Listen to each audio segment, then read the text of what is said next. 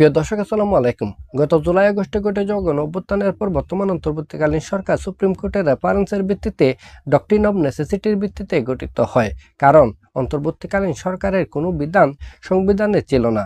আর তাই এই অন্তর্বর্তীকালীন সরকারকে যেমনইভাবে সাংবিধানিক সরকার বলা যাচ্ছে না, তেমনইভাবে সংবিধান বহির্ভূত বা বিপ্লবী সরকারও বলা যাচ্ছে না, বরং এটিকে সংবিধানের আওতাধীন সরকার বলা হচ্ছে।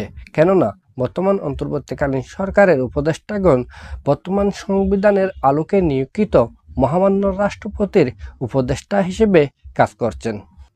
আর তাই এই পুরো প্রক্রিয়াটিকে বাংলাদেশের অন্যতম একজন পতিতদশা দার্শনিক, লেখক, গবেষক এবং রাষ্ট্রচিন্তক, সংবিধান বিশেষজ্ঞ ফরহাদ মোজাহার বলছেন সাংবিধানিক প্রতিবিপ্লব হিসেবে।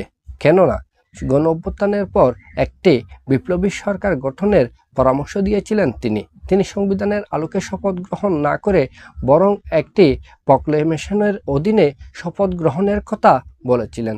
তিনি বঙ্গভবনে শপথ গ্রহণ না করে বরং শহীদ মিনারে শপথ গ্রহণের কথা বলেছিলেন।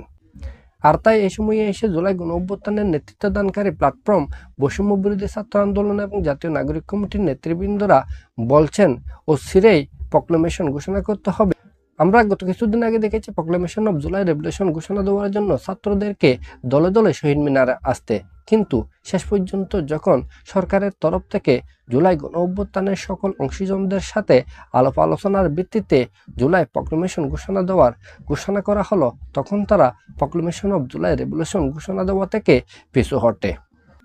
আর তাই দেখার বিষয়, সরকার যখন প্রক্লেমেশন অফ জুলাই আপরাইজিং বা জুলাই গণঅভ্যুত্থানের ঘোষণাপত্র প্রকাশ করবে, সেখানে কি থাকবে, আর এই ঘোষণাপত্র প্রকাশ করার পর বর্তমান সংবিধান কী ধরনের কাজ করবে, কী ধরনের ফাংশন করবে, এই সংবিধান আদৌ রহিত হবে কিনা, এই বিষয়টিও।